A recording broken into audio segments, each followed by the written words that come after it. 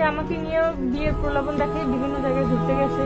যেসব জায়গায় কোথায় কোথায় গেছে, বরিশাল শেরেবাংলা হসপিটালের সামনে ওইখানে আবাসিক হোটেলে নিয়ে গেছে আমাকে। তারপর তার খালি দোকান আছে নিউ মার্কেট, এই নিউ মার্কেট আমাকে আছে এখানে। তার আপনার নাম? আমার নাম জান্নাত আক্তার। আপনার বাবার নাম? বাবার নাম সুলতান আলী। আপনার গ্রাম? আমার গ্রাম হচ্ছে বড় রঘুনাথপুর, উপজেলা? উপজেলা বাপুরগঞ্জ। আপনি এখানে আসছেন কোথায়? আসছি আমার বয়ফ্রেন্ডের বাড়িতে। বয়ফ্রেন্ডের নাম? রিয়াজ। বাবার নাম? মজিবুর হলদার। তাদের ঠিকানা? গ্রাম বাজিতা, থানা মির্জাগঞ্জ এবং জেলা পটুয়াখালী। আপনি এখানে আসছেন কতদিন এবং কি কারণে আসছেন? বিয়ে হওয়ার কথা ছিল বিকেলবেলা, সে সকালবেলা আমাকে ফোন দিয়েছে যে তারা আজকে সরা। এই কথা শুনে তারপর আমি আসছি। তার সাথে আমার তাদের নিউ মার্কেট বাজার আছে, বাজার বসে দেখা হয়েছে। দেখা হওয়ার পরে সে বলছে যে তখন আমার বলতেছে যে তুমি আসবে, আমি বুঝতে পারি না, তখন সারাদিন বৃষ্টিতে বেঁচে বেঁচে আমি আসছি। বলে এখন ভয় পেয়ে গেছে, বলে ঝামেলা হইবে, অনেক বড় ঝামেলা হইবে, চলে যাও, আজকে সরা। এখন এরকম করতেছে। আমি বলছি কিসের জন্য? এত বছরের আমাদের সম্পর্ক। আপনাদের সাথে সম্পর্ক কত বছরে? ওর সাথে আমার প্রথম পরিচয় হচ্ছে যখন আমি কাঁঠালতলী হাই স্কুলে এখান থেকে 6 থেকে 10 পর্যন্ত পড়ছি, আর ও আসছে 9 এখানে ভর্তি হয়। তখন 9 বসে ওর সাথে পরিচয় হয়। কত বছরের সম্পর্ক? সম্পূর্ণ 3 বছরের বেশি, জি বলেন। প্রায় 4 বছরের মতো। তারপর আমি বলছি এত বছরের সম্পর্ক তোমার সাথে আমার, আমি কি এখন এত কিছু হয়েছে তোমার আমার সাথে, আমি কিভাবে এখন তাইলে তুমি অন্য করে বিয়ে করবা? এটা তো হইবে না, এটা তো মানে নেওয়া যায় না। তো বলতেছে তুমি যদি ঝামেলা চাও তাইলে যাও। তারপর আমি চলে আসছি। আমি বলছি তুমি আসো আমার সাথে। বলতেছে আমার সত্যি কাজ আছে, তুমি যাও।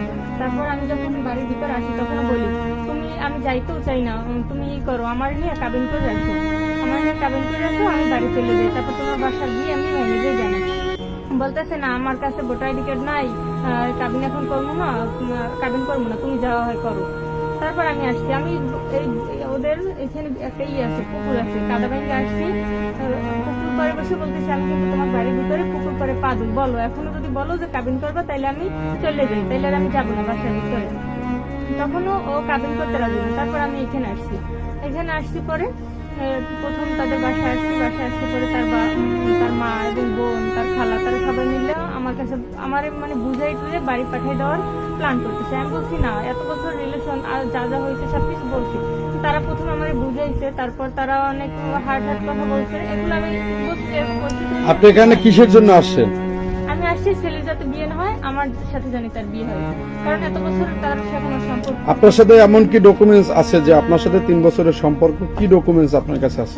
সে 3 বছরের ডকুমেন্ট, সে আমার সাথে যত কথা বলছে ফোনে, সে তার নাম্বার দিয়ে আমার ফোনে ঘন্টার পর ঘন্টা কথা বলছে। সেই আছে আপনার সাথে আপনার কাছে কোনো ডকুমেন্টস আছে কিনা? হ্যাঁ, ডকুমেন্টস আছে, কারণ কি ডকুমেন্টস আছে? সে আমাকে নিয়ে বিয়ের প্রলোভন দেখে বিভিন্ন জায়গায় ঘুরতে গেছে।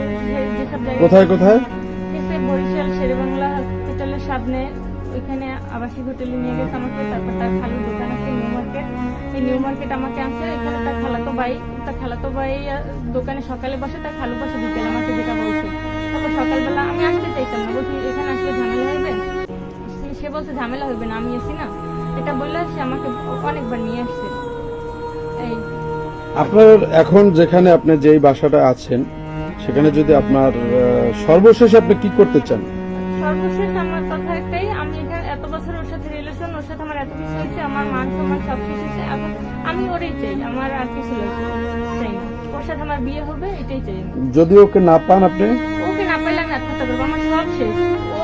ওর জন্য আমি সব দিয়েছি। তারপর আমার ছিল মান সম্মান, যেটা কেউ জানতো না সেটাও শেষ।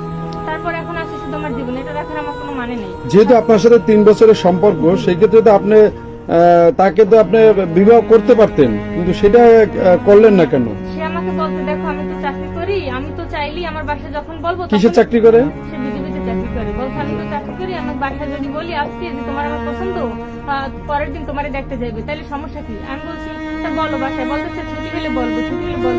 হ্যাঁ, বিয়ের তো সময় লাগে। তবে আমি তার অপেক্ষা রাখছি, সে যা বলছে আমি তো তাকে বিশ্বাস করে সবকিছু করছি।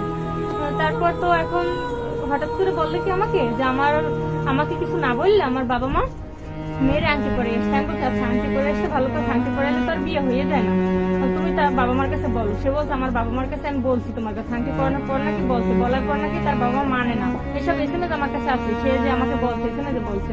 তারপর বলছে আমারে যে আমি রাগারাগি করে আমার খালাক বাসায় তোমার কথা বাসায় বললে তারা মানে না এই জন্য। তারপর এরকম বলছে একটু সময় দাও, বিয়ে তো হয়ে যায় না, আংটি পয়সা আমি বলছি দেখি কি করে এরকম করতে করতে হঠাৎ করে একদিন সকালবেলা ফোন দিয়ে বলে আজকেই তাদের সরা, তারা তোমার কথা মানেই নেয়, তারা সরা দেবে, আমার কোনো কথা তারা মানেই নেয়। তারপর তারা তখন মানে নেয় তার কথা, এই জন্য আমি এই সিদ্ধান্ত নিয়েছি। ঠিক আছে।